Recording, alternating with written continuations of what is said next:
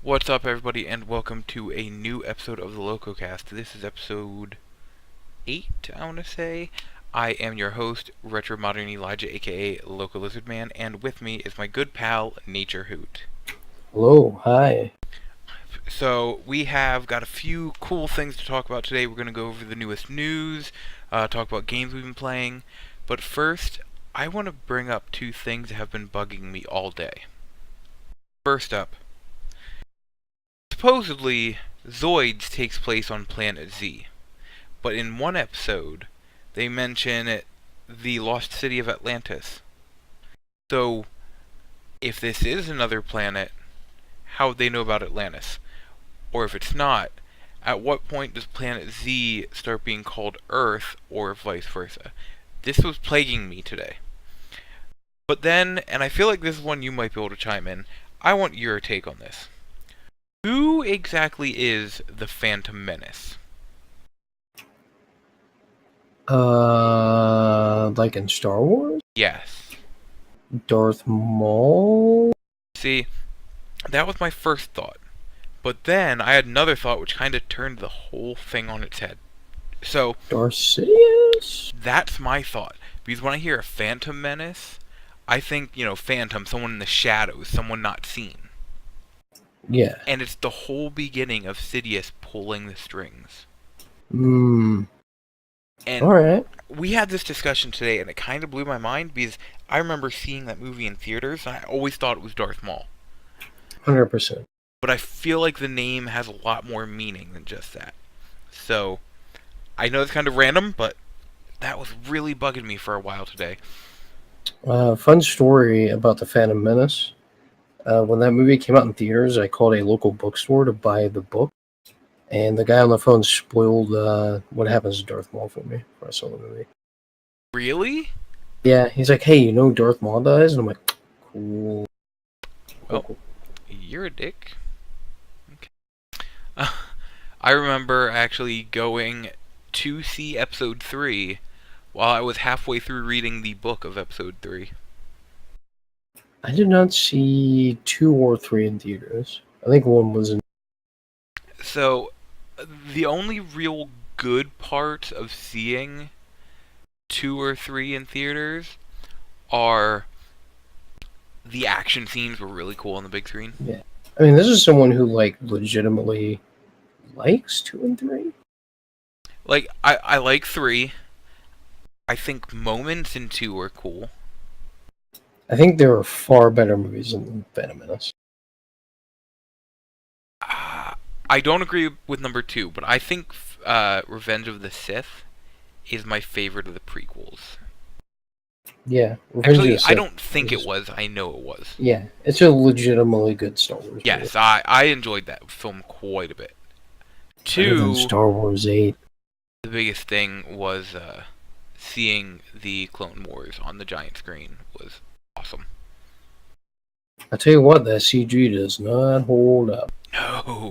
No, it does, which sucks even more because the only originals that we can watch anymore are the special editions. So, a little bit of housekeeping to kind of clean up first. So, I am currently doing a Let's Play series, not even a Let's Play series, but just kind of a series that goes up every other Friday.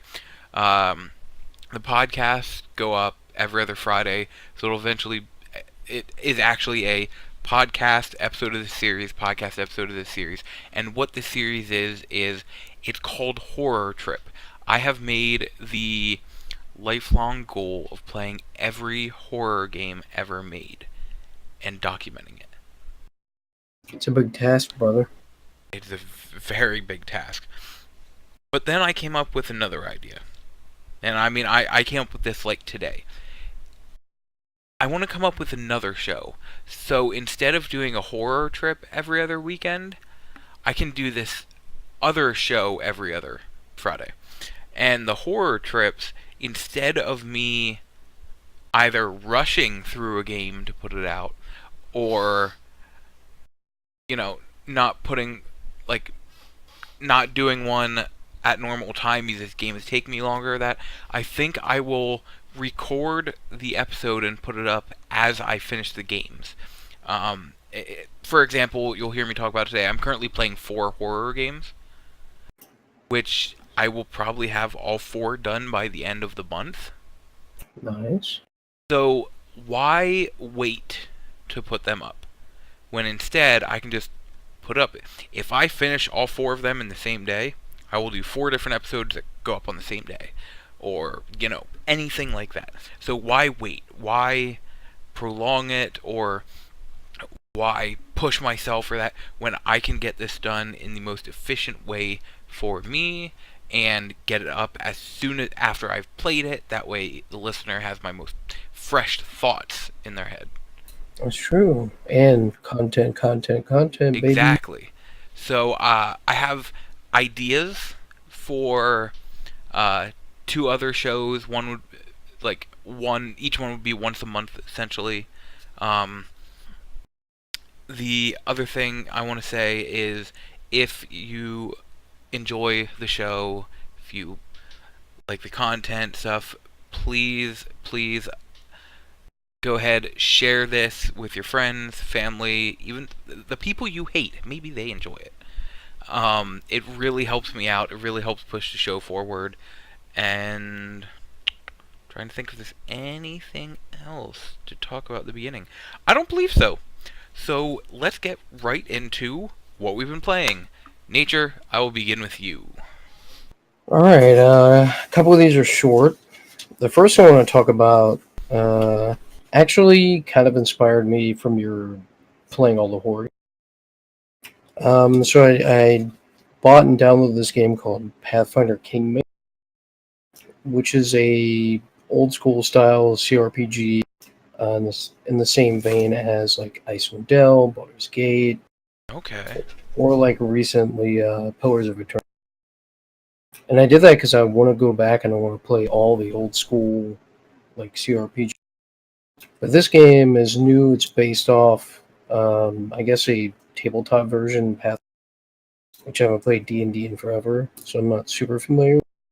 And it's based off of D&D, a modified D&D Roll 3.5, I want to say. Okay. And I'm not super far in it. I'm trying to think of the story as best I can tell it. It opens up like kind of every other series. He's like, "Oh, you're in danger. You got." Oh yeah. And you're in a castle siege, and you battle your way through, and Yeah, which just really get cool. out. Yeah, which I have a really funny story about the end of the siege, which I'll talk about in a second. So the overview of the map is kind of like a tabletop version, like you're moving a piece around, Mm-hmm. and it's got like super in-depth like character and class like stuff. Like you can be a barbarian war dog, which has like a freaking bear as his ally, which is pretty crazy.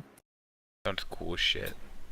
There's not a whole lot I can talk about because it doesn't really do anything like groundbreaking for the genre. It's just like every other CRPG you played. But the reason I wanted to really bring it up was because during the siege, I stole a bunch of gold. Like, I just took all the gold I could find in that castle, and at the end, this little toad guy is like, "Hey, this guy over here, he took all your..." So, of course, you get like a perception check and, a bunch of the D&D slang. Oh yeah. And I rolled it, and I won the dice roll, and it's like, "Oh, no, this guy's lying. Look, he gave me the ring."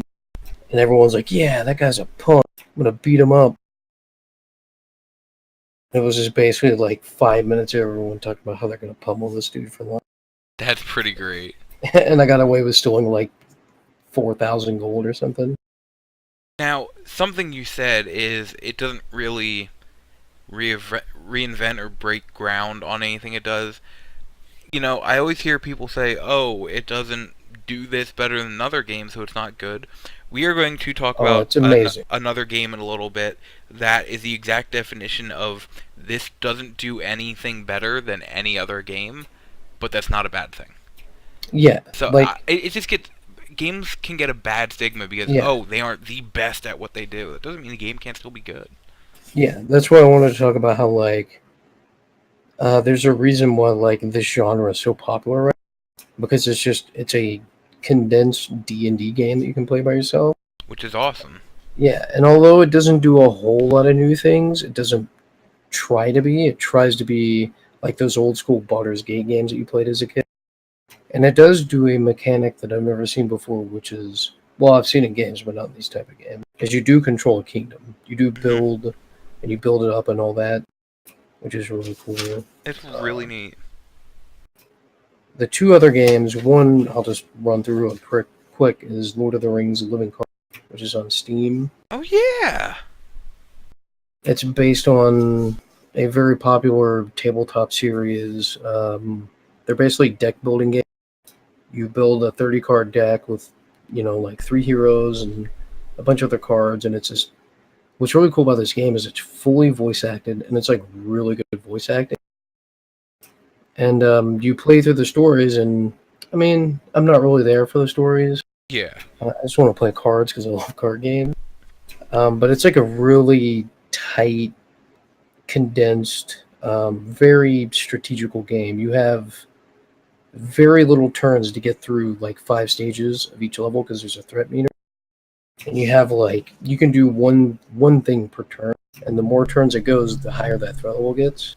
Hmm. So it's a very intense game of a nerd Lord of the Rings game. Now, isn't that one of the games that was announced to be coming to Switch?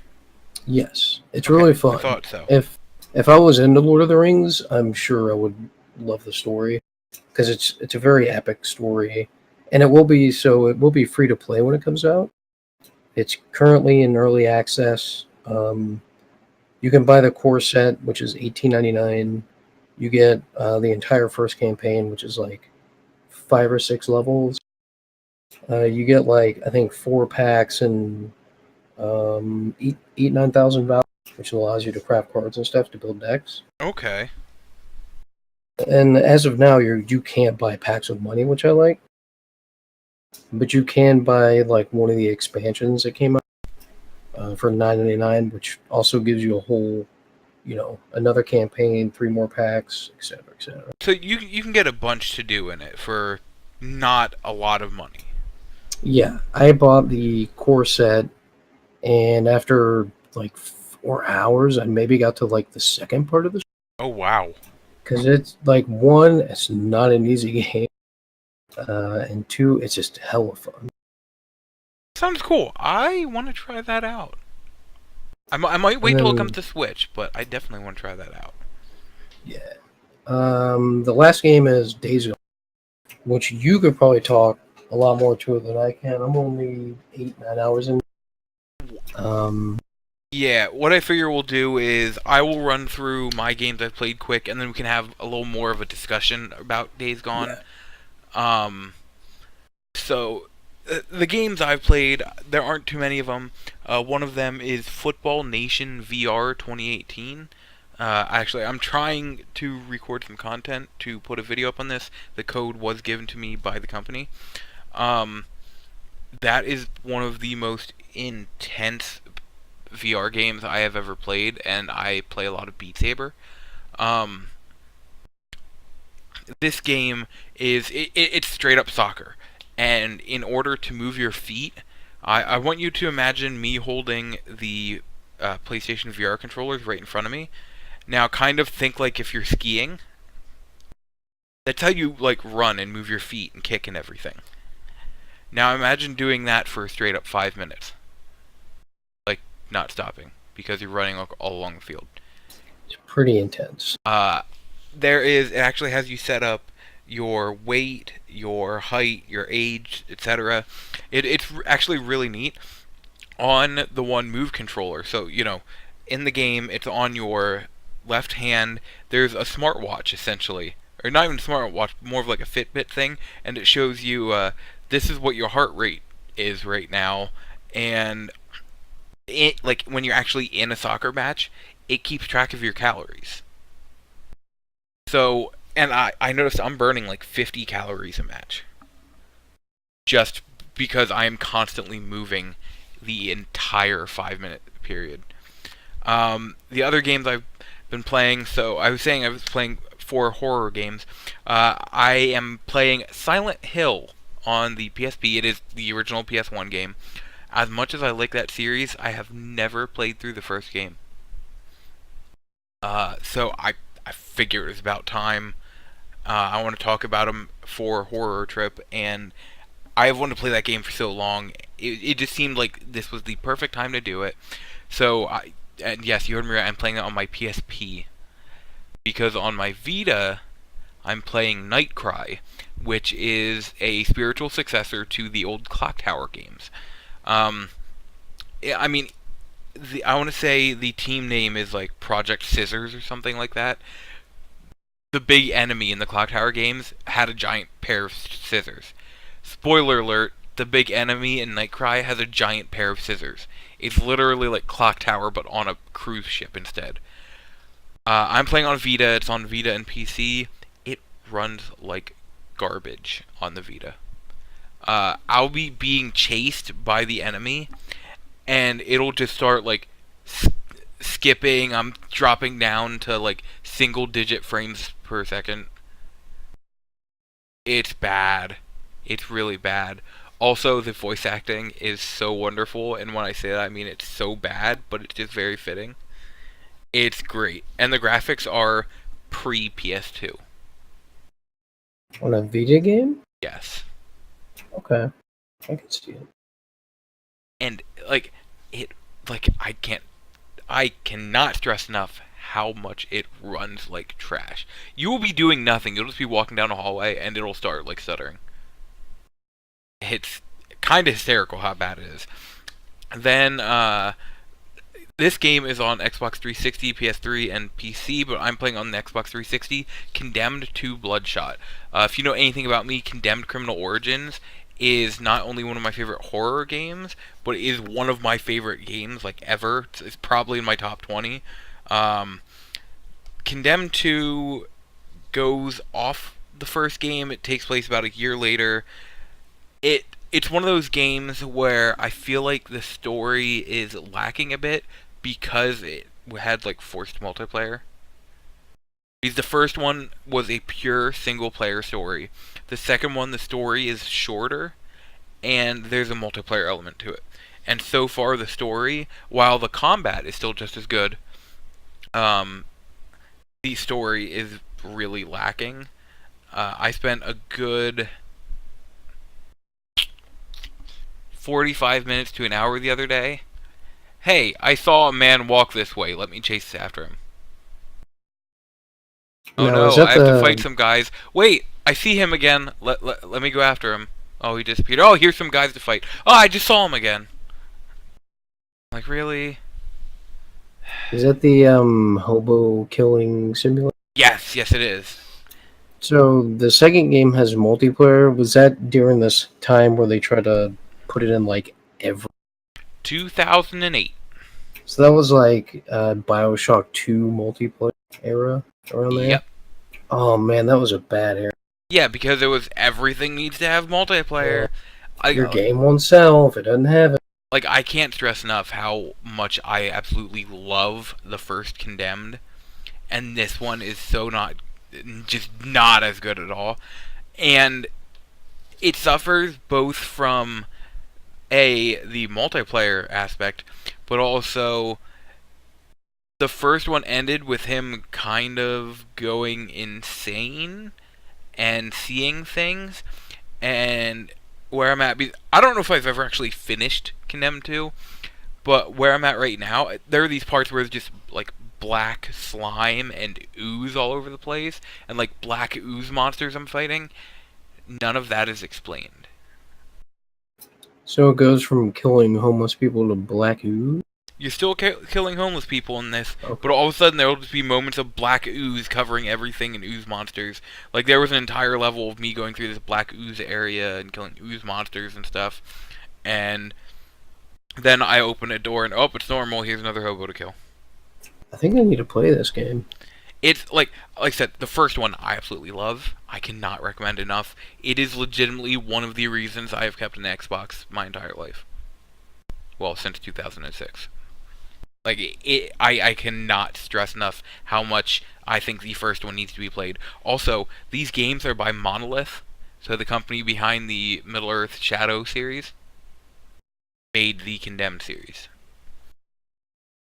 But the last game I've been playing, as we mentioned, is Days Gone. So you said you're about 10-ish hours in? Yeah, around 8-10 hours, something like My guess is I'm around 40-ish. that. Yeah, because I know I'm there's. also a really bad sense of how long I've been playing a game. Yeah. I can tell you I haven't made it to the other camp. So, how many camps have you made it to? 2. 2, okay. So, there are 5 camps in the game. Oh boy. Um, for most of the game, you deal with 3. Um, the between camps 3 and 4, and then camps 4 and 5, there is a message, hey, just so you know, if you continue, you can't come back here. What they don't tell you is that is purely until you reach the end of the story. Then you can Mhm. travel between all regions. Okay, that's cool. Um, so this game did not have its hooks in me at the beginning. I didn't think it was bad. I'm just like, this is fine. But where I'm at now, I'm like, oh my god! Like I wasn't home last night, and I hit a story beat right before I went to work yesterday, and I had that moment of, do I say I'm gonna be late because I need to see how this cutscene ends? Because this game has really got its hooks in me with the characters, with the story. It's doing something cool, and it's going somewhere. I was like, man, it would be cool if it did this, but I don't expect it to. But it is doing that. And Mhm. that's why I'm constantly thinking about it. I constantly want to play it. I really need to get back to it. I really enjoy that game. The other night, you asked me if I had, like, if this one character dies, and my Mhm. only response was it something like, I have finished this character's story arc, and I will confirm nor deny anything that happens. Yeah, I think I know that because I'm pretty sure I got it spoiled in like a newer. Really? Yeah, there's a very quick snippet of something, and I have a general idea what's going to happen, but it could be completely misleading. I guess you'll have to see. When it comes to actual gameplay, as we said, this game is one of those games that it pulls from other games, and nothing it does is like, oh, here's the best form of this thing. But it's not bad either. Yeah, it's Um, got. yeah, go ahead. I don't want to say that the controls are like super jank, but they're a little bit jank. Like Yes. they're just jank enough where like you never know if you're gonna swerve and blow up your motorcycle when you hit a tree, Yeah. or if you're gonna make the turn, just because of how just that little jank in the motorcycle riding. Yo, I will say though, with the upgrades I've done to my bike is like super drifty now. Awesome! I can't wait. There's Um, a there's a lot of stuff I like. Uh, I actually kind of like the stealth, even though it's not completely perfect. so you bring up stealth. For the most part, the stealth has been really good for me. But I Yeah. did hit a point the one night, and I think it fixed it when I turned the console off and back on, where like I would be standing almost right in front of a freaker, and it wouldn't notice I'm there. Like I'd be standing like right in front of it and it'd be looking right at me, and it's just like, oh, nope, nothing. All right. And then I would like go and hide, and I'd try and get behind it. And as I was coming up behind it, it just knew I was there, just instantly turned around and attacked me. Yeah, that happens to me. Like they always somehow. So I just shoot them in the head with a crossbow when I get like close enough. But when you whiff that crossbow, oh boy, that's Yeah. Oh, and I will say this as another precaution. So I use my crossbow all the time. That is my special weapon I use. yeah. Um, there is a moment where I'm not gonna say exactly what happens, but something happens to somebody, and you go into their house, and you find a sniper rifle. Oh boy. You want that sniper. I have a sniper rifle too. I just never use it. You want that sniper rifle for a part that comes up next. Let me reiterate that. You need that sniper rifle. Otherwise, that part is going to not go well at all. So the suppressors, can you find those in cars? Yes, Okay. it's not exactly common, but yes. And actually, I didn't realize there was a pattern until it came up on the one loading screen as a little tidbit. The suppressor for the pistol can be found in cars. The suppressor for your primary gun can be found in trucks, and the suppressor for your special weapon, I believe it said, is SUVs. Okay, awesome. And it's not all of them because other times you'll find scrap or whatever. Yeah. But yeah, that's major place to do it. But also, I've just been buying them from the outpost. Yeah. Because they're really handy if you got to take out, like, 5 of the nest or whatever. Yeah. Because you can just have them come out and just, like, toot, toot, toot, toot, and then move on to the... Because you don't want your, like, AK getting No. super loud. So what's interesting is I haven't come across a nest in like 10 hours of gameplay. Yeah, I figured... I came me, across when a I- bunch of them near the beginning, like in my Yeah. first 10 hours, but in like my last 10 to 15 hours, I don't know if there's been a nest. So I think the entire reason they're in the game is to... It's like a thing to deter you, to make you, like, work for your fast. Because Yes. they're all very conveniently placed in between, like, Oh, fast you travel. can't fast travel between these 2 points because right here's an infestation Yeah. zone. Because, like, literally everyone I've killed has been, like, just conveniently placed, like, right smack dab in the middle. Yeah. And I'm like, that's okay, that's fine. But Oh, another thing I've heard about this game, and I do agree, is there are a lot of times where it just doesn't feel rewarding. And the perfect example I can give is, so they come over the radio. You have a friend named Boozer, and they come over the radio, and they're like, "Hey, Boozer seems kind of down. You might want to talk to him." So you go to where he is, and you talk to him. He's just like, "I'm too busy. I can't talk now." And then you get on the radio. Yeah, you're right. He does seem down. I'm just like, what? So Yeah, I that happened drove to me. all the way there, used a ton of gas just for him to be like, I can't talk right now. And you'd be like, yep, nope, yep. And I'm like, what? That, or if you help people, because there will be blue question marks on the map, and 90% of the time, if you go to a blue question mark, it's usually somebody that needs help, or they die very quickly, I've noticed. But if you save somebody, I had one person, and it had to have been like 2 minutes, him going, oh god, I thought I was gonna die, oh god, I really thought I was gonna die, oh my god, I can't believe I didn't die. And I'm like, okay, shut up, and let me just continue. There was another point where I found a blue question mark, and I went to it, and I'm like, huh, there's no one here. And I turn my camera and see 3 bears running right towards me. And I just... Ooh. You know what, though? I was a champ. I took out all 3 bears. Sure, it took all 6 of my Molotovs, all of my AK, pistol, and crossbow ammo, and every health item I had, but I took out those 3 bears. So what you're saying, 3 bears is like a horde. I fought one horde, and they didn't kill me. I fought one bear once, and he did kill me. Awesome. I'm glad the bears, like, pose a real threat. Like, it was a bear, and there were, like, 2, like, scavengers or drifters.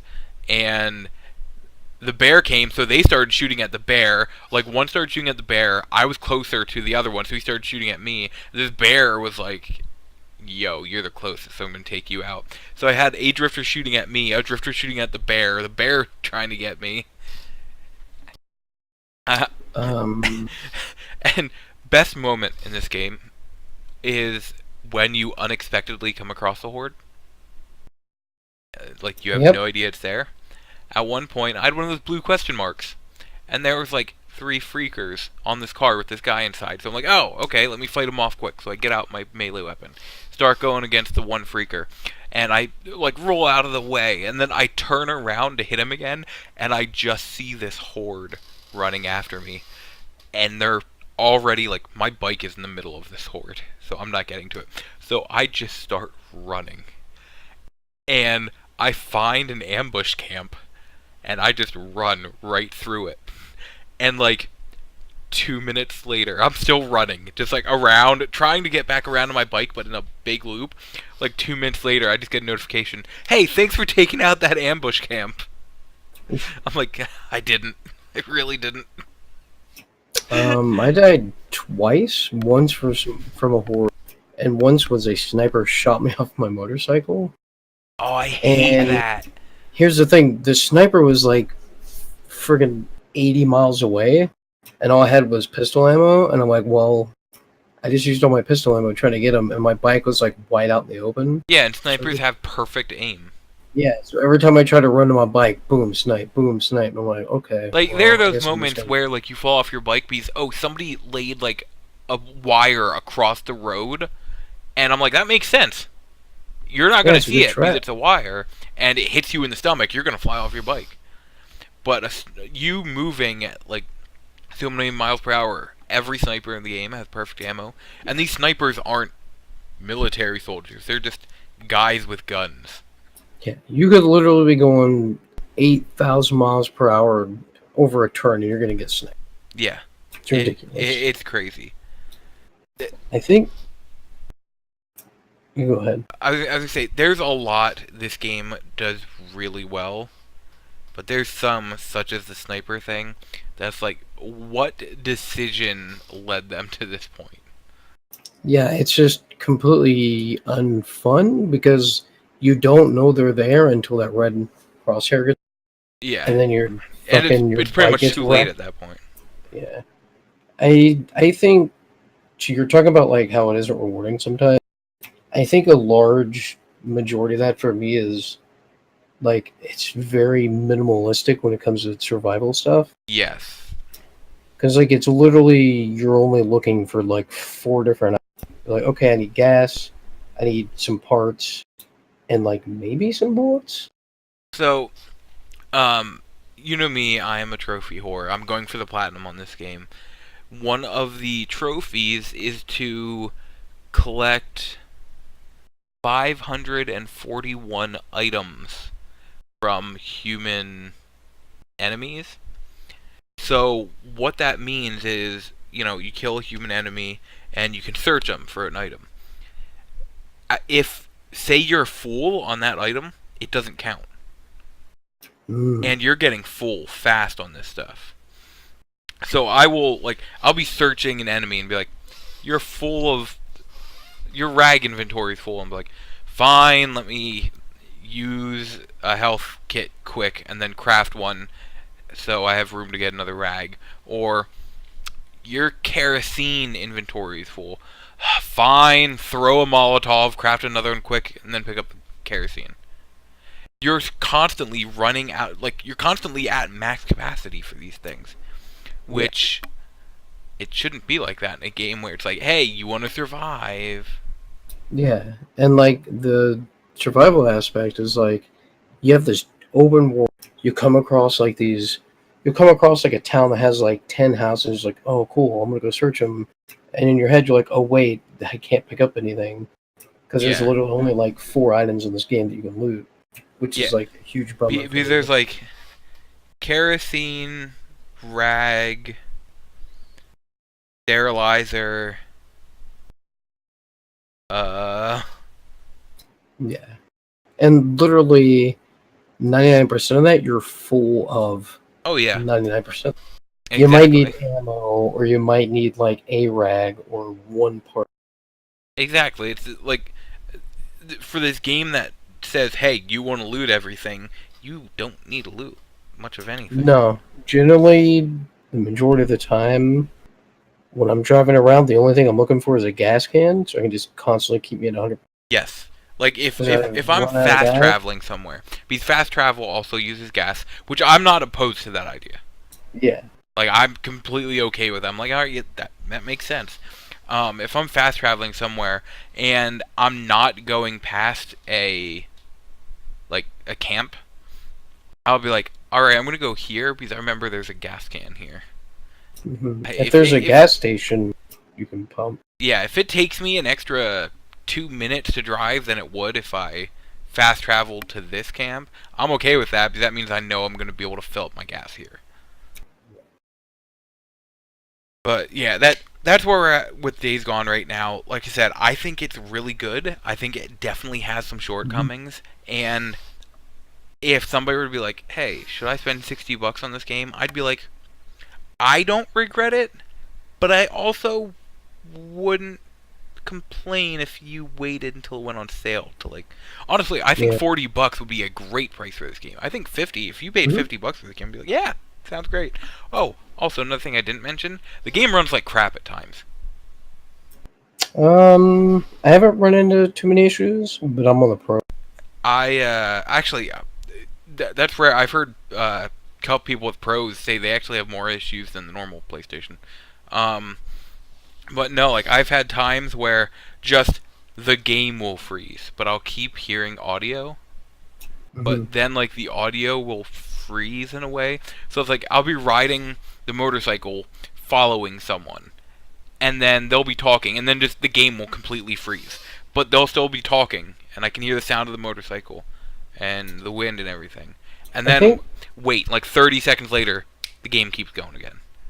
I think the reason I'm not having really any problems is I know some of the like one update kind of messed some stuff. I'm still on launch day update Oh, okay. because I heard Craig talking about something, and I'm like, all right, I'm just not gonna update. Like I'll hit some like frame drops every now and then, Interesting. Okay.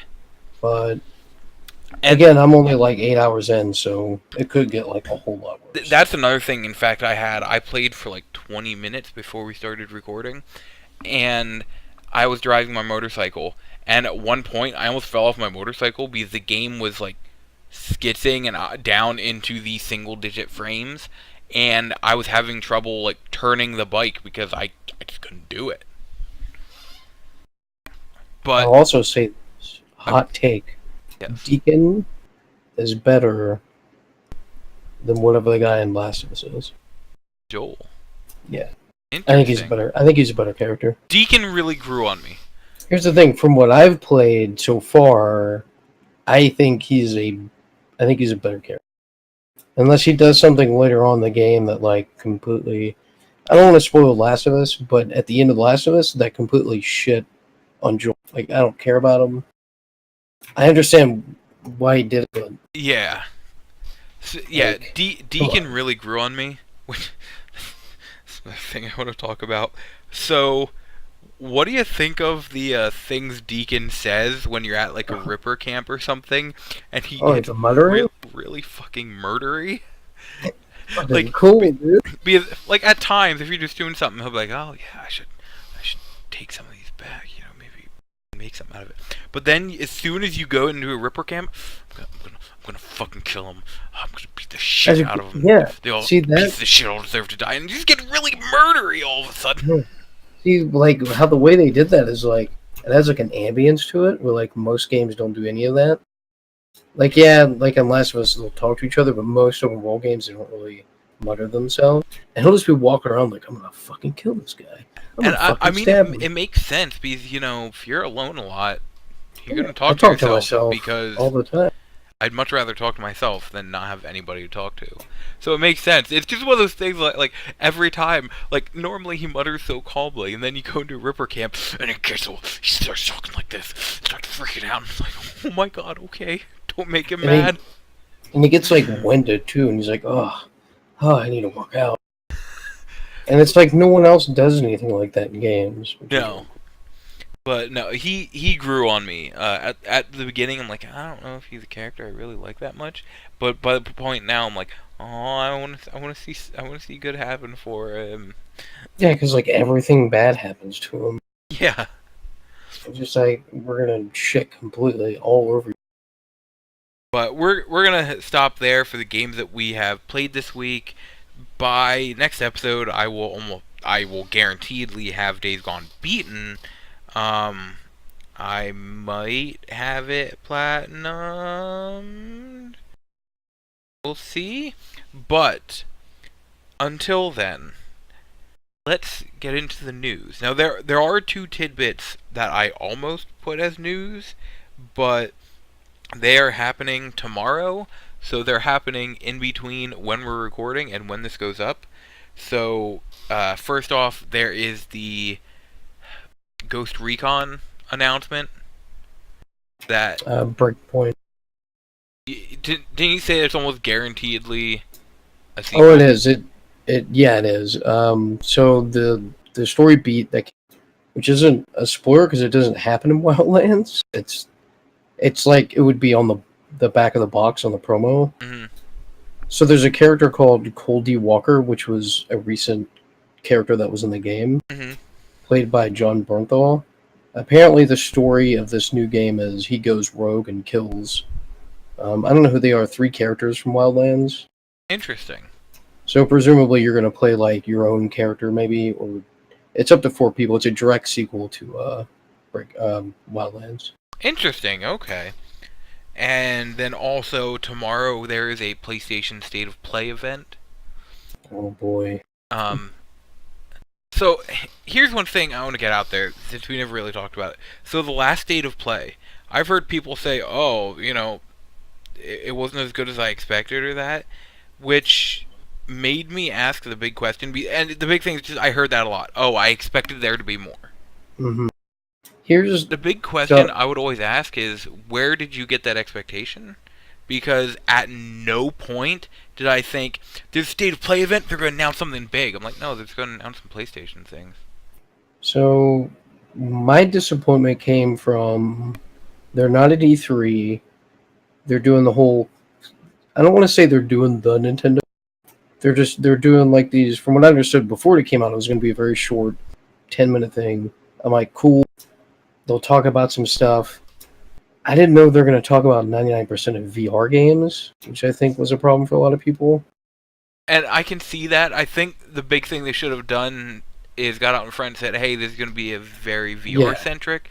But at the same time, if they would have said that, they probably wouldn't have had the people watching, oh, here's the Mortal Kombat stuff. And I can't remember what else they had at the time. But like here's a few things that aren't VR.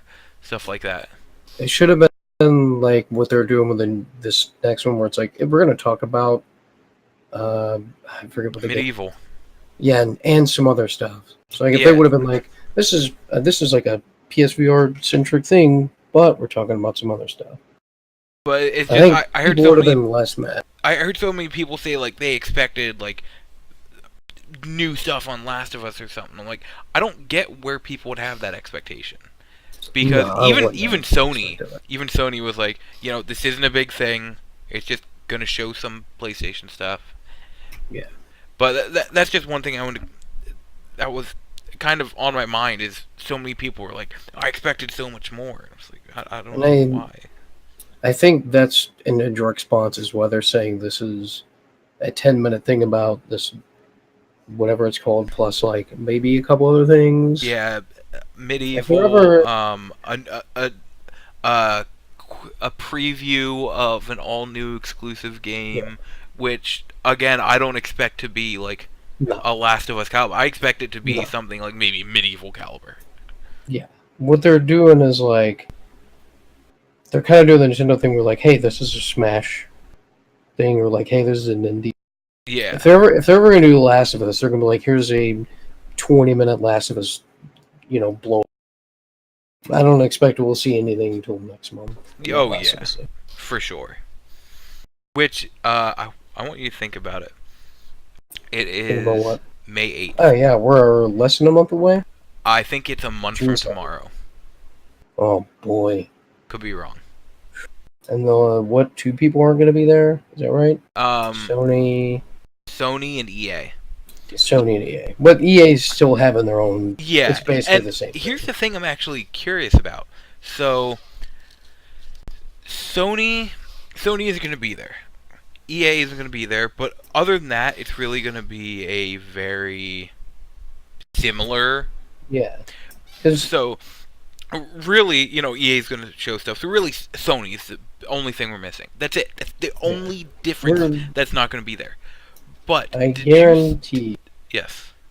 I said I was going to say EA and Sony are going to be there, but I guarantee during that week you're going to get like an hour-long PlayStation thing, Yes. and you're going to get like an hour-long EA thing. It's Well, going to be see, the same. see, it's not the we're not gonna get an hour-long EA thing. They already said what they're gonna Also, do is they're gonna have like 3 days of streaming. yeah, but they'll probably do like a 20, 30-minute I thing. expect what they'll do is they will focus on like here is a 1 hour stream of this game, and they're gonna Yeah. talk about it, and then new news will come out of that, and here's a 1 hour stream of this game, stuff like that. It's not going to be like one Yeah. thing where they announce all this stuff. It's going to be kind of strewn out. But really, the only thing we're missing is PlayStation. But did you see all the conferences that we're going to have on Monday now? Oh my god, I don't want to know. Let me see if I can find Also, quick. EA, like, the way the EA's doing it, I'm glad because the EA conference was by far, like, the one thing I never wanted to. That That and Bethesda, like, I don't ever want to watch those. They're so boring. I'm Look, I love curious about Bethesda. Bethesda's this year. Yeah, I'm curious. I'm one of, like, 3 people that enjoyed Fallout 76. But, they do. That was a mess. I can agree. I want to say there are like 6 conferences Oh, boy. on Monday. Let's see if this is up to date. Is Bethesda still Sunday? It's not. This one isn't even completely up to date. So Sunday, June 9th, is 10 p.m. Microsoft Oh. at 4 p.m. Eastern time, Ooh. and Bethesda at 8:30 p.m. Eastern time, Ah. which actually is like half an hour earlier than they normally go. It just means they're gonna go like for 4 hours or something ridiculous. So Oh. Monday, is Hit me with the it. Limited Run Games conference at 3 p.m. Which the thing that interests me about that, they're going to showcase their entire remaining Vita schedule. Ooh. One of them is Super Meat Boy. At 4 p.m. we have Ubisoft. Yeah. At 1 p.m. is the PC Gaming Show, which Even yuck. 9 p.m. is Square Enix, and this is all Eastern time. What it doesn't mention in there is Upload VR is having their very own conference. I forget. There's another one that I heard confirmed, and somewhere else in all that, Kind of Funny is going to be doing a showcase. Ooh. So, and my guess would be that'll be on Monday. So I want to take back the thing at Ubisoft. I don't hate Ubisoft. It's just they focus like a portion of it on like shit that no one cares. Ubisoft like, can really do dumb some stuff. strange things, Yeah, but I also, love a lot of their games. yeah, but that's just it. They're one of those companies that's like, but I'll sit Yeah. through this because I'm probably going to be curious about the next thing. they're like Activision and like everything. 99% of the stuff they show will already be shown before, and Yes. it's like, eh. And also, Square Enix had like quite possibly the worst E3 thing last. Yes. Holy, Which is I why forgot I'm about that. curious. Avengers, I guess, maybe. That's what. It's got to be about time for that, right? Yeah, Because that's like that was 2 years January ago or something. 2017. Yeah, they have to do it. Unless it's like they're partnering with Microsoft, maybe, is like the pro. They do it Sunday and then say, stay tuned till. Another thing that's rumored is I want to say I don't know if it's Sunday or maybe Friday. There's a Final Fantasy VII concert. Now, Ooh. when they first announced major announcements for Kingdom Hearts 3, it was always at the Kingdom Hearts conference or concert right before E3.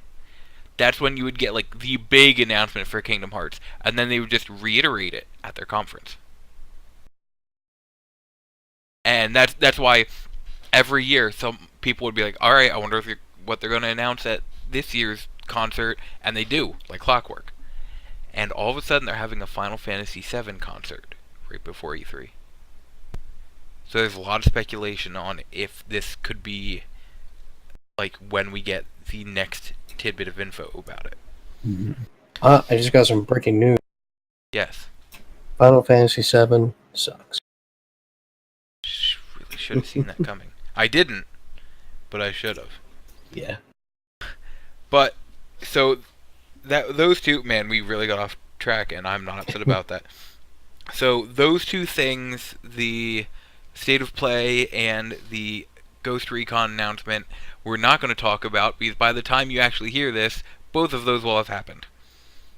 But we kind of did talk about them anyhow, so shit happens. Hey, wasn't that a great new game they showed off that's exclusive? Oh, it was fantastic. Alright, let's get right into the meat of the news. First off, employees of Riot Games walk out in protest. So, this was pretty interesting. First off, did you see about this? I've seen it. I didn't read about it other than I think there was like some sexual harassment or something. So, Riot Games employees planned a walkout on Monday afternoon to protest forced arbitration for the company, as reported by Kotaku. Following an investigative report by Kotaku in 2018 that chronicled dozens of employees coming forward about gender discrimination and harassment at the studio that's behind League of Legends, 5 current and former Riot employees have since filed lawsuits. Late last month, Riot Games filed a motion that blocked 2 of the lawsuits as they stated the 2 women signed arbitration agreements, giving up their rights to sue Riot Games the moment they were hired with the company. Some of the employees have organized a walkout in disagreement with the company. Riot Games had a meeting to address the upset while announcing the following day that incoming employees would now have the option of opting out of forced arbitration for harassment lawsuits, and they would consider bringing that option to current employees after the current lawsuits are resolved. I think having executives get up for 2 hours and do the classic roundabout series of denials helped other rioters, which I think is hysterical. That's what they call themselves at work there. Rioters. And now they're doing the walkout. I just find that hysterical. Wake up to the fact that this is actually happening here, one employee said. The impression most rioters get is that the executives do care about it a bit. They care about being publicly humiliated. Now, this article was from before that happened, but I want to say there were like 150 employees that did a walkout, but there's more. An update. Yesterday, Riot employees in Dublin, Ireland have staged their own walkout in solidarity with their team members in Los Angeles. And the best part, the one person's Twitter has a like pencil-drawn picture of Captain America on the chair, and it says underneath it, "So you've entered forced arbitration." I'm like, alright, that's pretty great. Good for them, man. Yeah, no, and that's... While forced arbitration does not affect us here in Dublin due to the differences in laws, we wanted to show solidarity with our U.S. rioters by mirroring the walkout which occurred in L.A. yesterday. We're a global company, and when some of us are hurting, even those on the other side of the world, I think it's worth taking note of that and listening to other rioters' experiences and opinions. This is something that has needed to be done for a long time, and I don't just mean at Riot. I mean, I'm surprised this is the first time in the game industry you've really heard this. Is it weird that when you said it doesn't affect us in Dublin, we don't have a backwards fucking country like the U.S. and we're protected? No, that's not surprising at all. Because in America, this is just like common shit that goes on. And it's a really shitty thing for them to put in a contract, especially a contract that you know nobody's going to sit there and read the whole thing. Because, you're just getting hired for a job. And it's weird that it's, like, enforceable by law? Yeah. Well, there you go. It's our country. Your law. And I can't remember the exact thing they said, but there was a statement by Riot higher-ups, and it kind of seemed like a really shitty statement. Like, they made it sound all nice and good, but it's like, we think it's great that, they're really putting their mind to this, and it's like, we want to make sure employees, so they know nothing will happen to anyone. We like shit like that, and then at some point, apparently an email got out that was sent to the employees that said something like, "We're giving them the time to do this between 2 and 4," and it's kind of like the higher ups giving a giant middle finger to the people Oh, walking out, because the whole idea of the walkout is to make it so work doesn't happen. And if the higher ups are saying, "Yeah, they have from 2 to 4," nothing. It's not like it'll change anything. oh yeah, I guarantee after some point when it dies down, there's gonna be a lot of people fired from the company. Oh yeah. Well, I think one of the coolest things is that members of the company in Ireland are doing it too. Just because, like they said, it doesn't affect them, but you work at a company. Like the place I work at has 2 warehouses here and out in Utah. And if stuff is going down in Utah, we feel it over here too. Mm-hmm. Granted, it's not like a different country kind of thing, but it's the same workplace. So I think it's really cool of them to do it, and this needed to be done. These employees were put in a really bad situation. Especially, I'm trying to remember what the first instances of this going on was. I do remember the use of the word frat. It was like the higher ups were in a frat state of mind or something like that. Like Mm-hmm. they would do really crappy things like fart on employees and sexually I harass feel employees and like stuff. I've heard about this stuff for like a couple years now. So somebody in the What's Good Games Discord brought it up, which, by the way, What's Good Games, amazing podcast, one of my favorite podcasts out there, brought up that apparently the one character out in Alkali, I don't know how to pronounce her name, her whole creation was kind of like an FU to Riot.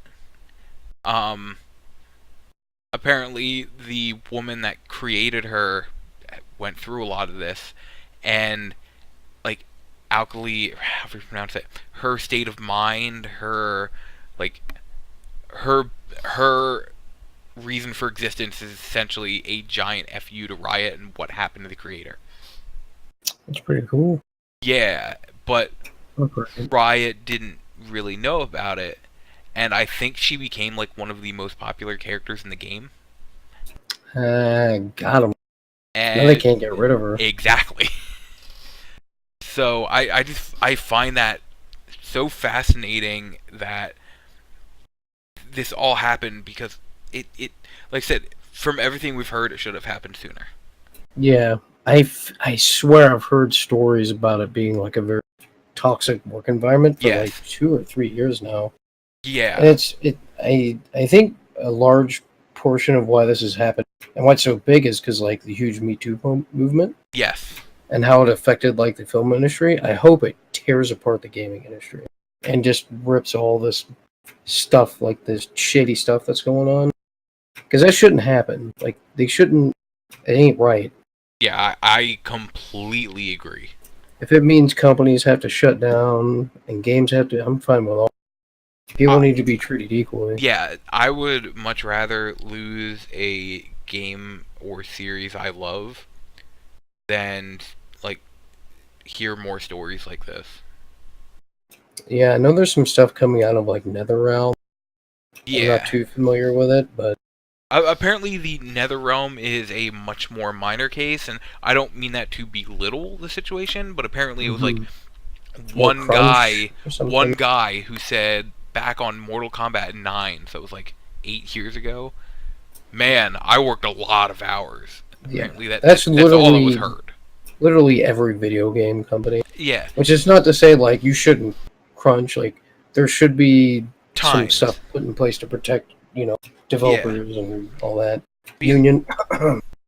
Did you hear or read the article that EA Studio Apex Legends? Mobile. What? It's going to mobile. No, the studio. I'm totally blanking on the name right now. Oh gosh. Respawn. Yes, Respawn.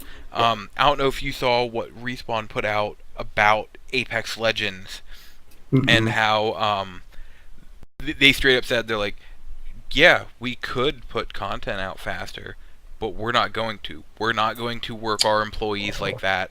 We're not going Yeah. to force them to work all this overtime. Uh, if they want to, they can, but at no point will. Mm-hmm. Like, we want our employees to stay healthy. We want our employees to enjoy making this stuff for you. We want them to do their best work, and they can't do their best work if they're hating everything. Okay. Yeah. I thought that what you were talking about was going to take a completely different turn.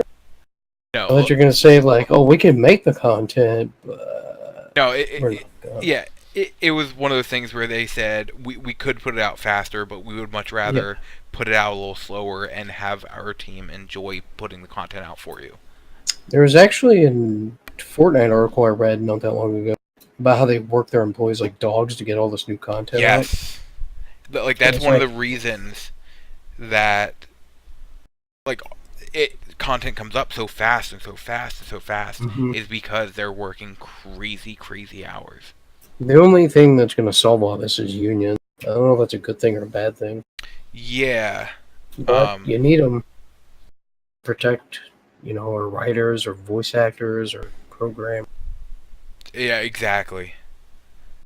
So, the next thing we're going to talk about is actually an article I don't have an article for, but you put up all the information I wanted, because the only article I found was from a website that I wasn't the best with, and that was from hmm earlier today, so I didn't get a chance to really look it up after that. So, essentially, oh my god, is that really the name of the act? Anyhow, uh, a bill has been brought up to Congress, or is being brought up, to ban loot boxes in the U.S. So, is it really called the Protecting Children from Abusive Games Act? I believe it is. Okay. Senator Hawley's legislation would apply new consumer protections to games played by minors, including games targeted at those under the age of 18. This could be determined by subject matter, visual content, and other indicators similar to those used to determine applicability of the Children's Online Privacy Protection Act. Games with wider audiences whose developers knowingly allow minor players to engage in microtransactions. In such games, this bill would prohibit several forms of manipulative design. Loot boxes, microtransactions offering randomized or partially randomized rewards to players. Pay to win, manipulation of a game's progression system, typically building artificial difficulty or other barriers into game progression, to induce players to spend money on microtransactions to advance through content supposedly available to them at no additional cost.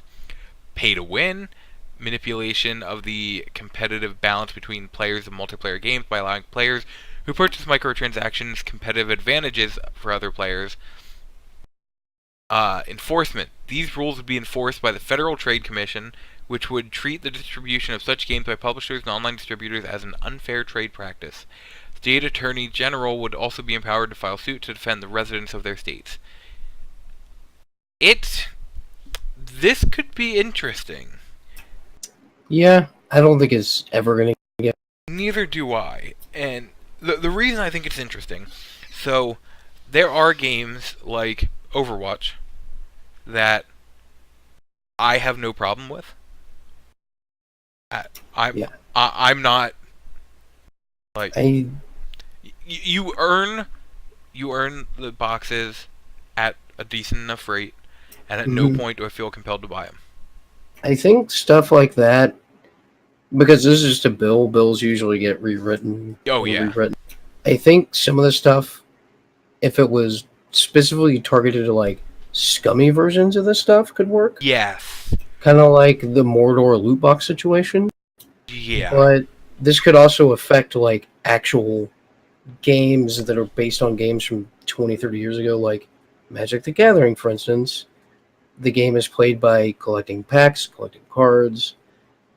Theoretically, you could boil it down to, whoever spends the most money wins. wins, but that's really not how it is. No, But like this would fall under the category, which kind of sucks because it would kill Hearthstone, it would kill Pokemon, it would kill literally every card game, and I'm not a fan of that. so here's how cards have gotten away with stuff like that Because they're packs, they're not loot boxes. Well, no, and let me put it this way: physical cards. Oh, physical cards. They've been around since Yeah, forever. yes, physical cards will always get away with this because you have something physical in your hand that you can sell or get rid of. Yeah. But I think what protects it under the SAC is it is manipulation of the game's progression system. Yes. Because Magic is incredibly easy to play for free. I actually have a alt account which I've spent no money in, and I've made it to Diamond right. Yeah. I just hope like if this does go through, it doesn't affect games that don't deserve to be affected. I think card games will be okay because they have that physical counterpart for them to say, here, like, see, stuff like this has been fine for decades. So the digital version is no different. Also, like some things, like I get Overwatch isn't like that, but a game like Fortnite that's specifically targeted at kids, and like there are microtransactions because to kind of splash a story into this. There's an actual article that came out. Kids are being bullied in school for not having specific skins in Fortnite. Really? Yeah, it's really messed up. Wow. And like, if this happened to Fortnite, I mean, that could be a huge problem for Epic. Yeah, and I mean, it's not like the skins are cheap. Skins are like $20 a pop. Yeah, unlike, not to keep defending Overwatch, but you know, Overwatch loot box is 99 cents. Yeah, I mean, and oh no, you don't get the skin. You probably got some coins that pay for like 1/10 of the skin. Plus, Overwatch now gives you countless amounts of free loot boxes. You get them. There's like, I think you can get up to like 5 a day for free. Plus, you get, that doesn't count like leveling up. That's awesome. I think like this act is like, I think there's a good way you could do this, but I don't think this is. I think this needs to be rewritten and like have it specifically targeted to like predatory games that specifically target children, like Fortnite.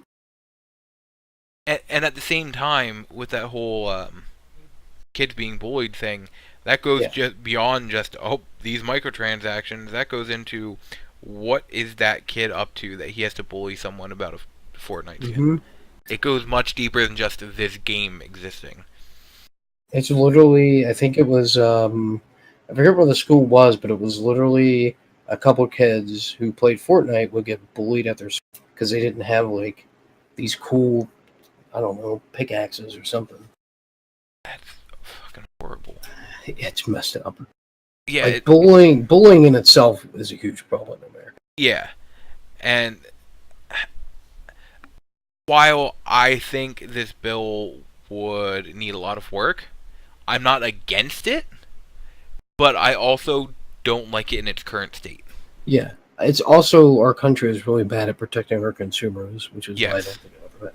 We have literally no digital rights here. Yeah. Which is really bad. I think we should work on that before anything else. And, you know, one of the big reasons I still buy all of my movies and games physically is for that sheer fact of, at no point, if you buy this thing, do you technically own it digitally. Mm-hmm. One of the biggest problems is, like, by law, Steam doesn't have to give you a... Yeah. And Xbox doesn't have to give it, and that's, like, really bad.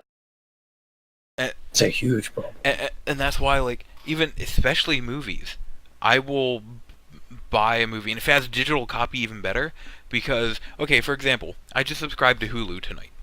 I have the show The League on DVD, the complete series. That is now that's on Hulu, so I can now watch it digitally. I will probably put my DVDs away and not touch them, and I'm okay with that. Because should I ever, you know what, I don't want to keep paying for Hulu. All of a sudden, I don't have access to that. I have the DVDs. Mm-hmm. Or, for example, Spider-Man Into the Spider-Verse. I love that movie. You know, something tells me 30 years from now, I'm still going to want to watch it. It's an amazing movie. Mm-hmm. Oh no, my digital service shut down. I still have the movie I can watch. Like, it's the fact of not... It's not even the fact of, you know, like, I like the physical, I like having the case in my hands and that. It's the fact of sheer owning it. Like, it is yours. and anything digital, it's not yours. Yeah, that's true. So that's just one of the problems I have with this digital age. Um, and I mean the perfect example: Scott Pilgrim vs. the World, the game. Yeah. Okay, here's an even better example. Digimon Story Cyber Sleuth came out like 5 years ago. It was already taken off PlayStation Network. Yikes. And the reason being, they said anybody who wanted to play it already did, and the new one's out if they just wanted to play it. That's such a bad example. I think that's a stupid reason, but It's a very the stupid fact of the reason. matter is now, I wanted to get that on my Vita. That way I could do, because I have a save on my PS4, but that's like the perfect game to play on Vita. It's like I can't now. The game doesn't exist on Vita anymore. I like can't play it. it's like taking an Last of Us 1 off PSN and be like, well, if you really wanted to play it, you could have. I mean, Last of Us 2 is out now. It's like that's such a shitty excuse to take something off digital. I agree, and like I am not fighting that at all. What I'm Also, fighting is the fact that that game doesn't exist. Like if you say you just bought a Vita, and you're like, man, what are some good games I should play? I can't recommend that one because you can't play it. You just can't. the thing I don't understand is like, don't they own the rights to that game? Not Sony, but like the company that makes them. Yes. Would you want to keep making money? So I wonder if it just wasn't selling good enough and it was costing them more money to have it on Sony servers. Maybe. But at the same time, that's like I said, that's one of my big problems with like the digital future. Is at any point. I'm more scared of the streaming future than I am anything else. Yeah, that's a big one for me too, and that's why I'm not exactly. I will subscribe to PlayStation Now when all PlayStation 4 and PlayStation 2 games are downloadable. I think they messed up real bad when they didn't do that when Game Pass. Yes. That's like Game Pass is like such a huge attraction for people. I do not know. Maybe it's like it's a thing that they can't do on PS4, or they're just waiting to do on PS5 or something. So, it's like that's a huge problem with EA Access that they're doing because like, you don't get access to any of the old games. You just like the PS4 games, which is a bummer. And I mean, it sucks.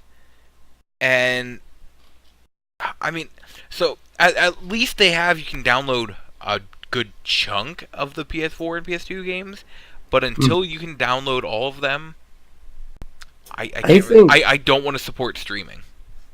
More importantly for me, well, at least on the EA Access, is like, the best version of that is only on PC right now. Yeah.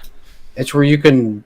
It's like a little bit more money, but you get all of EA's new games the day they come out. Yeah. Actually, I think you get them early. Actually. Yeah, I believe you do. Yes. Yeah, and it's like, so to get the best version, you have to get their service, which I'm okay with. Just let me get it on PS4 or Xbox. Okay, I have another good example, and here's with perfect for the streaming future thing. So there was a movie on Netflix called Noobs. It has Jason Mewes, and it's about him and a couple other guys go to California to compete in the Gears of War 3 tournament. I loved the movie. To be fair, I think you're the only one that loved that movie. You're not wrong. But okay, I have actually 2 more examples of this. There's the movie Super. It's a James Gunn movie with Rainn Wilson and Ellen Page. And I watched it on Netflix, and I absolutely loved it. Same thing with a movie called Born to Race, a street racing movie. Mm-hmm. I bought all 3 of those movies on physical media then, and I'm glad I did. They're no longer on Netflix or Hulu or anywhere else to watch online. The reason why I'm excited about Disney streaming service is like that stuff isn't going to go because it's just all Disney stuff. And that's the thing with me for the Disney subscription service. Like, it's going to have... It's cheap. Well, like for example, I'm a big fan of a whole bunch of the old Disney Channel original movies, Hmm. and it's going to have hundreds of Disney Channel original movies. They never Yeah, brought those movies out, most of them, yeah. on DVD or VHS or anything. They brought out And like like, Smart House, and that was like it. the Disney streaming thing is like never gonna go away No, because streaming is, I mean, the future, and that thing is Disney is just never going to go this. away. Yeah, so that's really cool because like if WB did one, and it's like you'll never lose any of this. That stuff I can kind of get behind if it stays cheap. Yes, and that's that's the one thing I'll give it. So like right now I'm subscribed to Hulu because it's $5.99 a month. After Veronica Mars, I genuinely don't know if I'll stay subscribed to Hulu. Yeah, I'm gonna subscribe just to watch that, and then I'm gonna unsubscribe. Like I have a free trial month, and then I will pay for 2 months before Veronica But here's the Mars. thing. That's gonna Here's the be like cool my thing. trial months. They're talking about doing Disney streaming, Hulu, and ESPN Plus for the same price as Netflix. And that would, I'm pretty sure that's going to kill Netflix. Um, Pretty sure it's going to kill them. well, if I'm not mistaken, at normal price, Hulu, Disney Plus, and ESPN Plus are like just $1 more than Netflix. Yeah.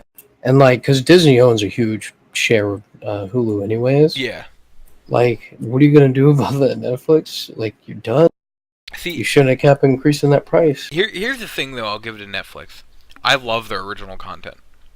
I don't I think like it's good. some of I it. think a lot of it is great. Yeah, a lot of it's great, but the problem is they cancel everything so fast. Like, so many good shows have already been canceled. And that's what scares me. Like, is Sabrina going to end in 3 seasons? So, Is actually, I believe Sabrina is already filming up to 4. okay, good. Um, and at the same time, though, um, I will say none of these shows I watch have gotten early cancellations from Netflix. In fact, they saved Lucifer. But how many seasons is that going to get, though? Is the question. I think it's going to get a final season. I hope the season that's on it now isn't the final season. Because I'm watching it, and it does not seem like a final season. Um, I but assume it'll be like The Killing, where it's going to get 2 seasons. one thing I kind of don't mind is if they end shows after only a couple seasons, because I never want shows to feel like they're dragged out. Mm-hmm. We are incredibly off topic right now, and I don't care. Yeah. For example, Supernatural season 15 is Cool. starting, and they announced it's going to be the final season.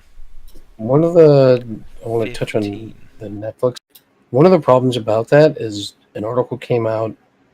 Netflix. The reason why Netflix cancels like 90% of their shows by season 4 is because they don't want to pay royalties.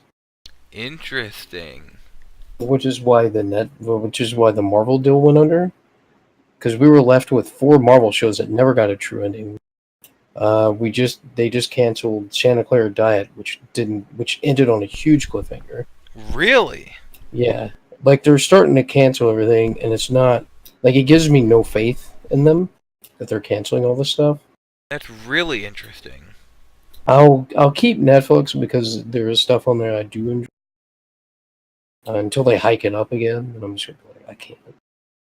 It really makes me wonder what they're going to do with Sabrina then. Because I'm not gonna lie, Sabrina the show, I genuinely would keep Netflix just for that show. Like, I'm not kidding, I would pay $14.99 a month to watch that show. I guarantee if it ever gets canceled, we'll go to the CW. Yeah, probably. They're already in talks of doing a Riverdale crossover. I did hear that in that. Yeah, because technically they're in the same universe. Yeah. Like, that's cool. I like that. That's cool. Anyhow, back to what we were talking about. We're talking about COPPA, the Protection Act. Next news article. Speaking of something we were just talking about, EA Access is coming to PlayStation 4 this July. The service gives players access to a library of EA games, including franchises like Battlefield, FIFA, Madden, Star Wars Battlefront, why did they have to clarify that, and more. In addition, subscribers can access EA's Play First trials, where they can play up to 10 hours of new games. EA Access also grants a 10% discount on full EA game purchases, expansions, and in-game items. Available for $5 a month or $30 a year, and can be purchased through the PlayStation Store. As of now, it appears paying for EA Access on Xbox One will not carry over to PS4 or vice versa. Blah blah blah blah blah blah blah. Yeah. So EA Access finally coming to PS4. Did you hear the original reason why PlayStation wouldn't bring EA Access? Something about they didn't think it was fair to charge users extra money or something. Another subscription, and they felt like users were getting good enough content with their PS Plus subscription. Biggest load of horse doo-doo. Yes, it is. Same with PS... Oh, no, I'm getting confused now. EA Access for me is on PS. It's where I buy Madden digitally from now on. Because you get the 10-hour trial, you get the discount. Like, because my gamer club runs out this year, so it's literally where I'm going to start buying my Madden from now on. See, here's the thing, though. I don't buy Madden day one anymore, because it usually comes out in August. If you wait till November, it's always half price on Black Friday. I always buy the $100 edition, like a fool. I know, it's the one game that every year it gets me. I'm like, that's it. I'm not going to do it. 24 hours later, I bought the $100 edition. I used to do that. Last year was the first year I didn't buy it the day it came out.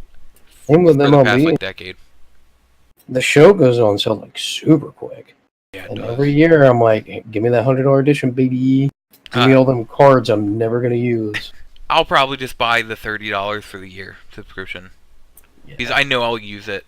Because you even get like Madden pretty quick on that. Yeah.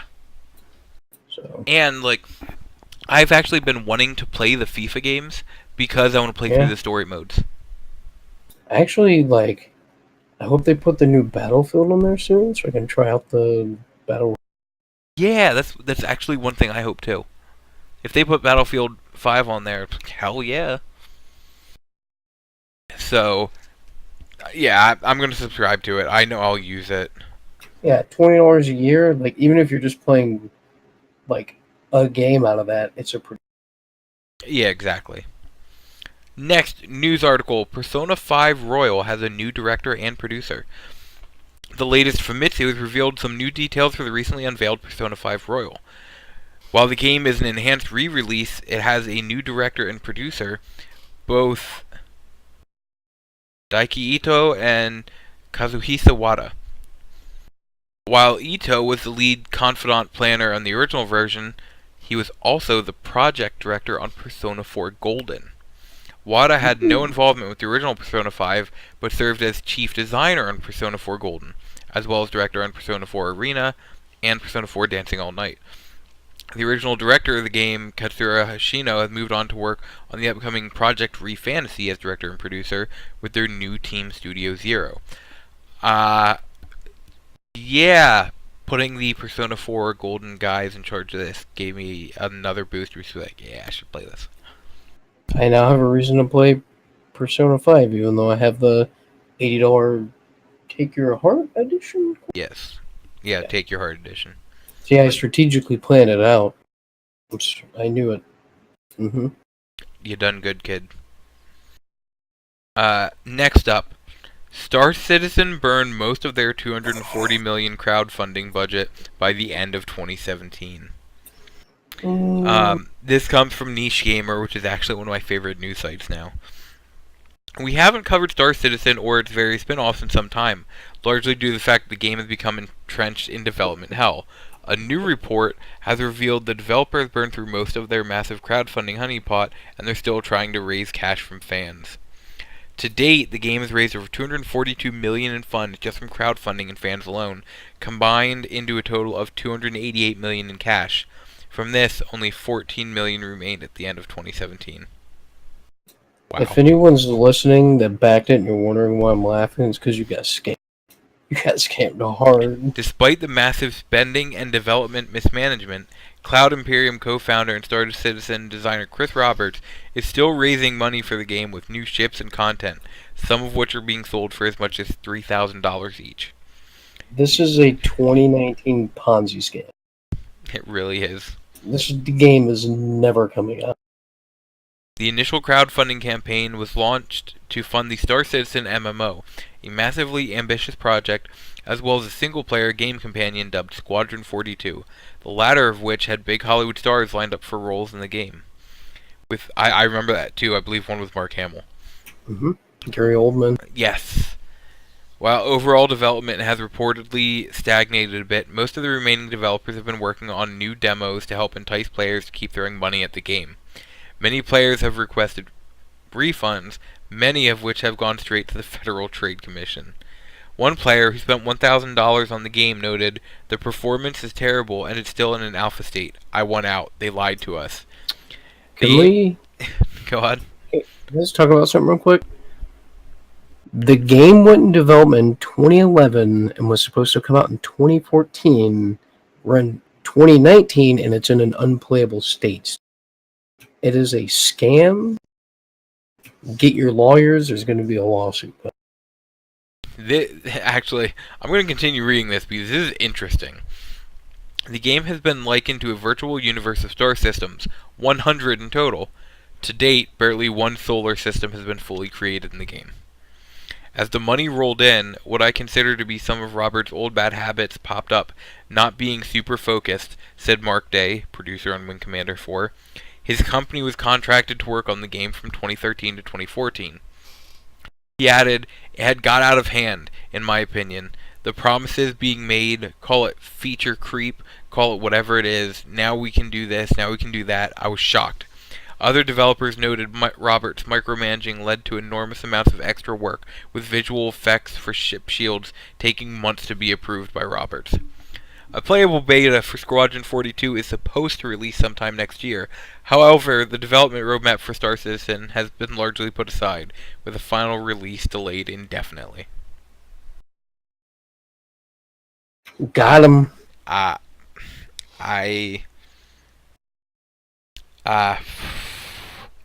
You know why he's unfocused? He's too busy driving his yacht. Yeah, he's too busy driving his own spaceship. You had to know something was up when it went in development in 2011, and they just kept asking for millions and millions of dollars, like years after it was supposed to launch. Yeah, like it ain't no thing. There were people out there who were like, "Oh no, it's coming," and I'm just like, "Okay, if that helps you sleep at Sure, keep telling yourself that. you spent $10,000 on in-game shit that you can only walk around in." I mean, I guess.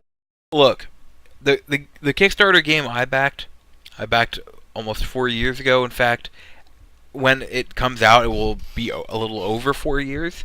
But at least they kept showing updates of that game enough to make me say, yeah, this game is coming out. Yeah. Well, I mean, game development can take 3-4 years. Yeah. But this game, like, what, 8 years? 8 years now it's been in development? Yep. They've raised how much? Over 250? No, that's just their Kickstarter. 242 million. Good God. Yeah. On to happier ? News. First Hopefully. off, I want to get your opinion. What did you think of the Sonic movie trailer? I didn't hate it. Me either. So one reason I didn't hate it is like, A, the movie isn't for me. I don't like Sonic. B, it's clearly a children's movie. And C, like, what do you think Sonic's gonna look like in real life? Yeah. He isn't gonna look like the cartoon version. He's not gonna have giant eyes or glue. Like it has to look realistic.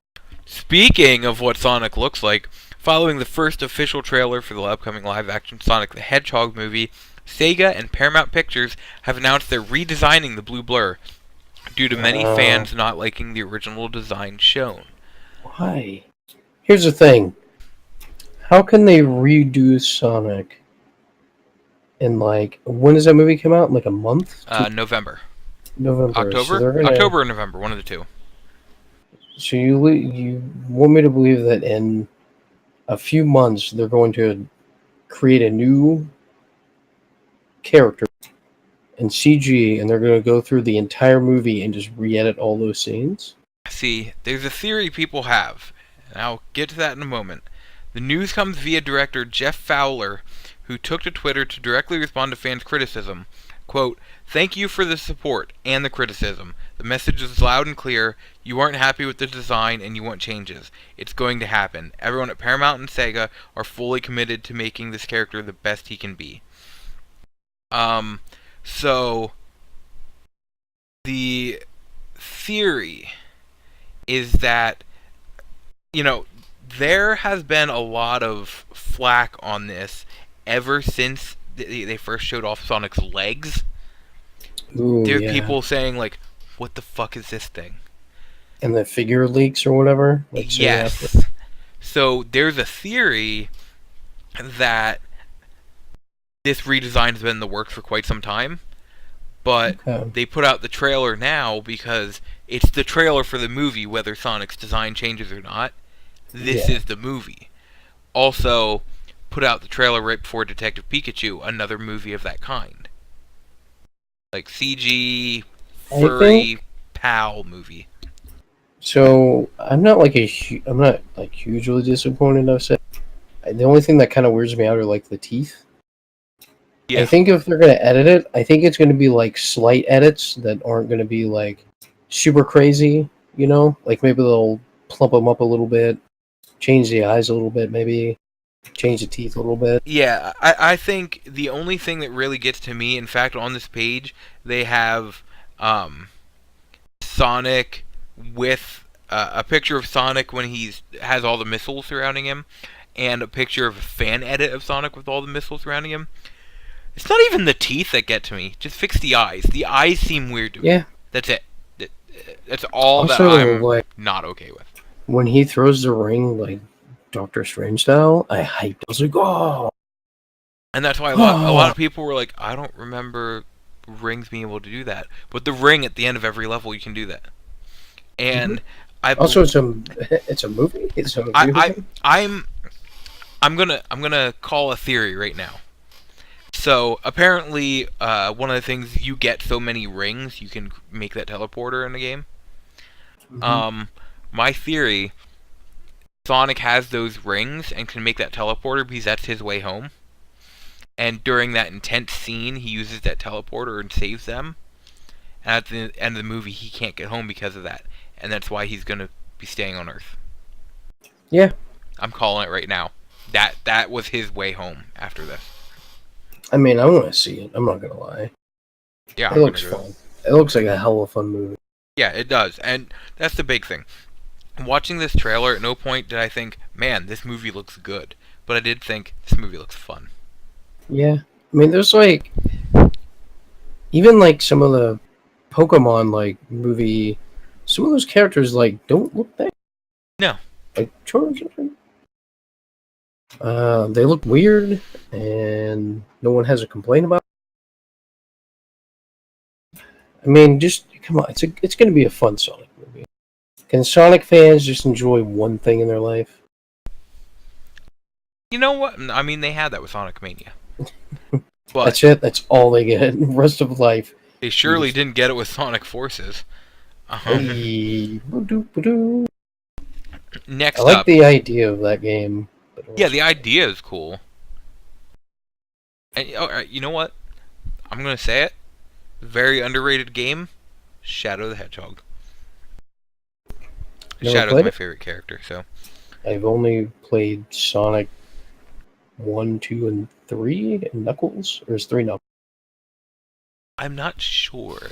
Oh wait, and I played 1 on 360, and it was really bad. Sonic 06 is my guess. Oh boy, Known to be the worst Sonic game. Is the one where he kisses the human woman. That was a bad game. Yes, it was. It's hard to do 3D Sonic because like the sense of speed and everything. Yeah. You never get it right. Next up, Suda51 to make announcement at MomoCon 2019. This one I put in more for me because Suda51 is one of my favorite people in the gaming industry. Goichi Suda51 Suda has declared he will make a special announcement at MomoCon 2019. Speaking to Destructoid, Suda explained he would make another announcement at MomoCon. For context, Suda also announced Killer 7 coming to Windows PC at MomoCon 2018. Suda's panel will be live streamed on Twitch on Saturday, May 25th at 5:30 p.m. Eastern Time. He will also be hosting a talk called Indie Games in Japan and the World on Friday, May 24th at 11:30 a.m. Eastern Time. I want more Suda. I love his games so much. They're so weird and ridiculous. He did the weird, like, Dark Souls-esque free-to-play. Yes. Oh, I need to play that game so bad. It's fun. I like it. It looks incredible. Also, at no point did I feel like, man, I really want to buy stuff in this game, because it's given me a ton of shit. The last of the normal articles. Platinum Games teased 2 new wholly owned IPs, including one that has, quote, never been done before. Ooh. We've learned Platinum Games have even more new IPs up their sleeve. The news comes via an interview with Platinum Games studio boss Atsushi Inaba and Video Games Chronicle, where Inaba revealed the studio is working on moving even more towards self-publishing, with fully owned intellectual properties. He teased development on an unannounced title which, quote, has never been done before. He added, quote, I know a lot of people say that, but the game we're working on truly is unlike anything else. Even for our varied history of veteran game developers, this is something that has never been designed before. So from a game design perspective, we're very excited right now. End quote. They're also working on a second brand new IP, which is also unannounced. The developer is also overseeing a change in the design process for Bayonetta 3 based on their experiences developing the first 2 games in the series. So, I myself am not big on Platinum Games, but I actually had this, I'm going to say, discussion on Twitter the one day, because I was very okay with it, but another guy was very, like, fuck you about it. So, I said one problem I've had with Platinum is I can't get excited for their games early, because they have, like, 8 games in development right now, and, like, 2 studios. I feel like... So, it's really hard to, like, from 2009 to, like, 2014-ish, like, stellar games. Yeah. Mad World, Bayonetta, Vanquish, Anarchy Reigns, Wonderful 101, Bayonetta 2, you know, and then it's just like Legend of Korra, the weird Transformers game that's fun for 10 minutes, and that horrible Star Fox game. And that's the big thing, is they have like 8 games in development right now, and I'm not saying this is the problem, but it's, I don't know if they're spreading too thin or what, but just any time a Platinum game comes out, are we getting Nier Automata or are we getting Legend of Korra? Yeah. Now, Astral Chain looks pretty dope. Again, Astral Chain looks good. I have faith. I have faith in that. Transformers Devastation looked good. It was fun. It just should have been a, like, $10 game. Should have been a $10 dude. But that's just the big thing. I can't get excited about Platinum games right now because until the game comes out and people say, hey, it's actually a really good game. When they say it's never been done before, I just picture them putting out a Dark Souls-esque. I'm like, see? Brand new. No one's done it. No one has done this before. Look at this. I dare you to name one game that's like this. The last couple things to go over are more so release dates. One is a news article, and one is just a couple emails I got from companies. So the article, which I brought up the article, not just talking about because I'm super excited about it. Bloodstained Ritual of the Night release date set for June 2019. Full disclosure, I have financially backed Bloodstained Ritual of the Night on Kickstarter. That is part of the article, but also it was me reading it because, full disclosure, I too have financially backed Bloodstained Ritual of the Night on Kickstarter. I have not. That looks good. Publisher 505 Games and developer Artplay have announced the release dates for Bloodstained Ritual of the Night. A new opus from Koji Igarashi is launching across Windows PC via Steam and GOG, PlayStation 4 and Xbox One on June 18th, and on June 25th for Nintendo Switch. So this game had gotten a lot of flack from people who said it looked old. Like the graphics did not look very good at all. And it actually took that in. There was a new trailer that came out to show this off. It took that into account. In fact, the trailer starts off by showing. So I read about it and said it shows off the new graphic design and everything. And the trailer starts off and I'm like, really? This looks just like the old one. And then it had like a YouTube comment pop up about how the game looks like it could be fun, but the graphics aren't good. Another one's like, hey, I don't know what's up with this game. It looks old. I don't know if it's going to stay this way. And all these comments started popping up all over the screen, and it just shows Iga sitting at a table in a dining room, and he goes, I guess it's time to prove them wrong. And then it goes into like swapping between the old design and the new one, and it looks like they did a ton of work. And I'm guessing this graphic redesign is the main reason the Wii U and Vita ports got canceled. That trailer was almost like too cheeky. Like the Mighty Number 1 trailer. Like it wasn't too cheeky, but it was like almost. I can see that. I think the only reason that I accepted that is because that's like everything Iga does is like that. Yeah, he's a weird individual. And I actually, I love the overhaul, but like there's some pieces of the old graphics that I kind of like. I agree. I'm excited for it. I've not backed it or anything, but I'm super excited. I plan on doing an unboxing. I backed it at the $100 level, so I'm essentially getting a collector's edition of the game. Nice. So I will be doing an unboxing video of that. I'm so excited for this game. It comes out in just over a month. I've waited for this game for years. Also, can we stop getting games in June, please? Because there's too many. I was originally thinking, I'm like, man, there's almost nothing in May that interests me. Yeah, because everything's coming in just June. Layers of Fear 2. And then I was looking at it, Darkwood comes out May 14th. Oh, the Konami Castlevania collection comes out May 16th. Hey, Rage 2. Oh, May 21st is Everybody's Golf VR. I'm like, okay, we can stop now. Total War 3 Kingdoms, which I'm excited about.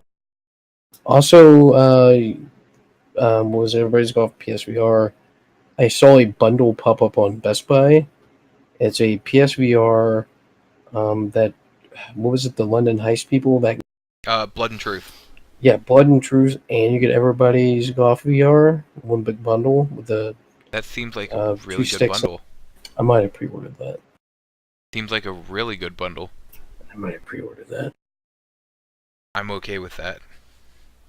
I wasn't sold, and I'm like, I have to buy this because it has two games I really want to play. I wasn't sold, but I am now. I wasn't sold, and then I saw Everybody's Golf VR, and I'm like, I'm sold. And Blood and Truth, they both look amazing. And just a couple more release announcements. Arc of Alchemist by Idea Factory will be releasing in North America and Europe for the PS4 this winter. The Legend of Heroes Trails of Cold Steel 2 will launch on PS4 on June 4th. Neptunia Shooter from Idea Factory will launch on Steam on May 21st, which kind of has my curiosity. And a game that really has my curiosity, Azure Lane Crosswave from Idea Factory will launch in North America and Europe on PS4 in 2020. Apparently that is a mobile game that has just a giant crossover of all these different brands. I do want to talk about a game that a trailer has just shown it. I don't know if it has a release date, but it's the John Wick Hex game. Yes, I'm The reason The reason I want to talk about this is Mike Bithell made it. Really? The guy who made Volume, Thomas Was Alone, like, third-rate developer. I'm going to look up this trailer quick. You said And it's it called has John Wick X? Hex, H-E-X. Hex. It is from what I can tell, an action strategy game, which looks really interesting. And apparently, like, a lot of the actors from the movie are actually voicing them. Interesting. I wasn't, like, too hyped until I saw the name Mike Bithell attached. I'm like, whoa. Okay. Because Mike Bithell is, like, not someone you associate with, like, movie tie-ins. No, he's not, which means this could be really interesting. Because I really love Volume. It's one of my favorites. So, this art style reminded me, one thing we haven't talked about yet. The game 13 is being remade. Yes! Coming out November 13th. And I can't... Oh! I love the comics, I love the video game, and I love the TV miniseries. Tick-tock, Mr. Wick. Yeah, this John Wick game.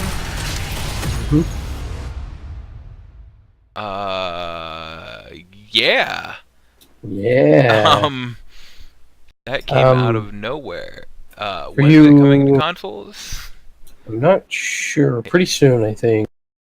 I just need to know when so I can grab it. To you 13 lovers out there, there's a 2-part film with Val Kilmer and Stephen Dorff, which is really good. And there is also I want to say it's a 2-season plus a movie series that came out in Canada. Right. And it's pretty good. It's not that bad. I loved 13. In fact, I have, like, on my game shelves, I like to have certain games out front and center. And on my PS2 shelf, 13 is one of those games. I love that game. And when I saw it was being remade, I was literally freaked out. My mom's like, what is going on? I'm like, you don't understand. Yeah, when you told me, I was immediately like, oh god, yes. I thought it was a joke at first. Yeah, because like, I'm just no like, one... why is this happening? No, this isn't happening. Yeah. Oh my god, it is. Out of all the games they can do, they're going to do 13? Like, you're kidding me. Get out of here. I think this is stupid, and I love it so much because I love that game. I just think it's stupid because, like, I wouldn't picture that game as being a game you do that to. Let's get a new tie-in movie with Val Kilmer and Stephen Dorff, baby. So, I was thinking, I have a goal for this podcast. I want to start a Patreon or something to raise enough money. I want to get a billboard put up in New York City for 2 weeks. For what? For the podcast. Oh, I was going to say for the reboot of 13 starring Val Kilmer and Stephen. You know what? We'll make that part of it. As many billboards as you get up, soon it's just going to become a reality. Someone's going to be like, I need to get on. Some big wig directors and be like, I need it on. What we're going to do, we're going to raise the money to put a billboard up in New York City. It'll be about the podcast. It'll also bring up how we'll occasionally talk about 13. Yeah. If you come here, you will hear about 13. Also, do you know how much billboards in New York City cost? I'm going to guess way too much money. 10 to 20,000 for 2 weeks, depending on where you get it. I mean, I could probably get you a billboard out here for like a couple $100. I mean, I'm not against it.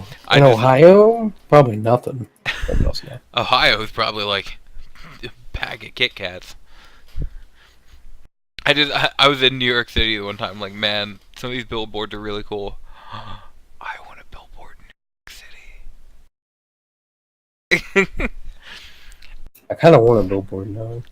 Right? But, alright, guys, thanks for listening. No one even knows, except for the fact I'm going to say it, that we had an audio snafu in the middle of it where my computer just shut off. Try to guess where. I dare you. But, it's good. We're all fine. We fixed it, and by we fixed it, I mean we didn't do anything. The program just saved it.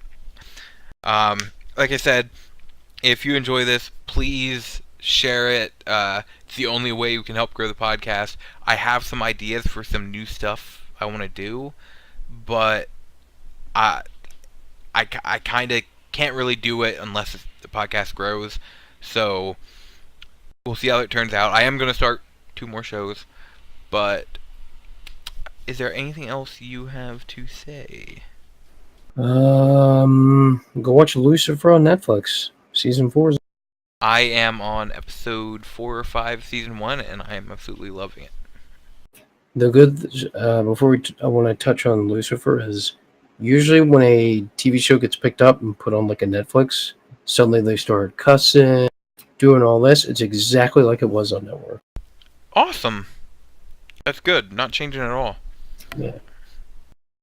But alright, thanks guys for joining me. I will be back in 2 weeks for another new episode. And until then, good night, listener. Good night.